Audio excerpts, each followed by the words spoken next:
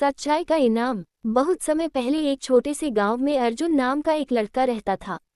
अर्जुन बहुत होशियार और मेहनती था, लेकिन एक चीज जो उसे सबसे अलग बनाती थी, वह हमेशा सच बोलता था, चाहे परिस्थिति कैसी भी हो।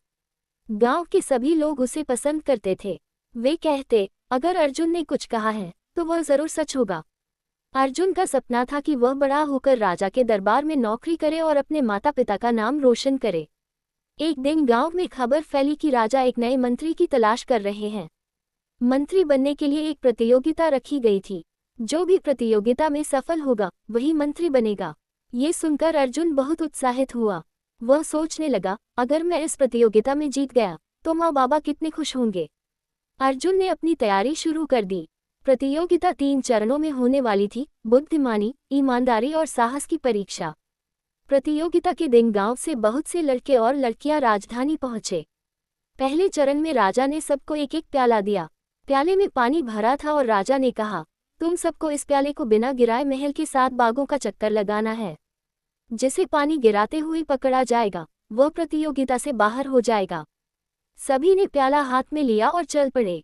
कुछ लोग जल्दी भागने लगे और उनका पानी गिर गया। कुछ लोग बहुत धीरे चले, लेकिन चक्कर पूरा नहीं कर पाए। अर्जुन ने सोचा, अगर मैं जल्दी करूंगा तो पानी गिर जाएगा, अगर बहुत धीरे चलूंगा तो समय पर पूरा नहीं कर पाऊंगा। मुझे संतुलन बनाना होगा। उसने धीरे धीरे लेकिन निश्चित कदमों से चलना शुरू किया।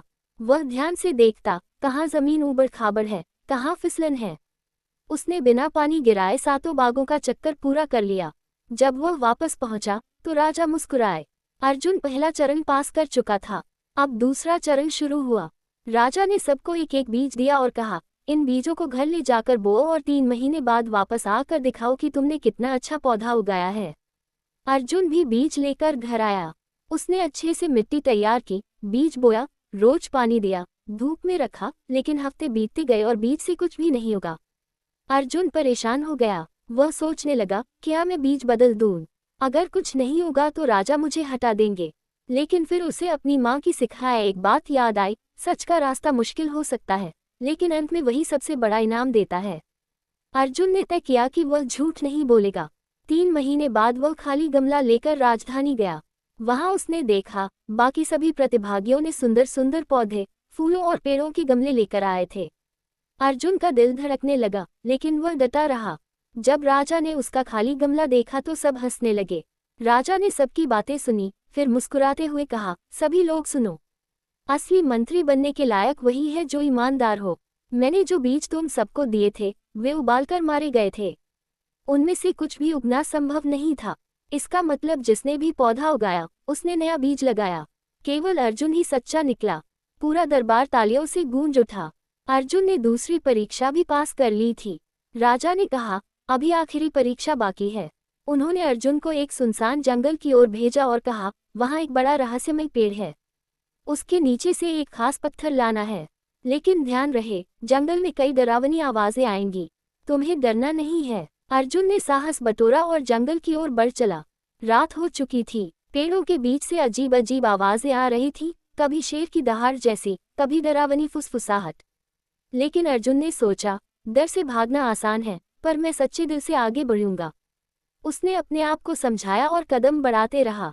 चलते चलते उसे एक बड़ा चमकता पेड़ दिखाई दिया। उसके नीचे एक सफेद पत्थर रखा था। जैसे ही वह आगे बढ़ा, झाड़ियों में कुछ हरकत हुई। अचानक एक भालू जैसा जानवर सामने आ गया।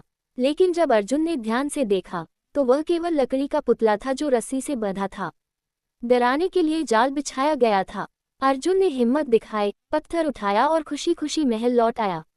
राजा ने जब सब सुना तो बहुत प्रभावित हुए। उन्होंने कहा, बुद्धिमानी, ईमानदारी और साहस, ये तीनों गुण अर्जुन में हैं।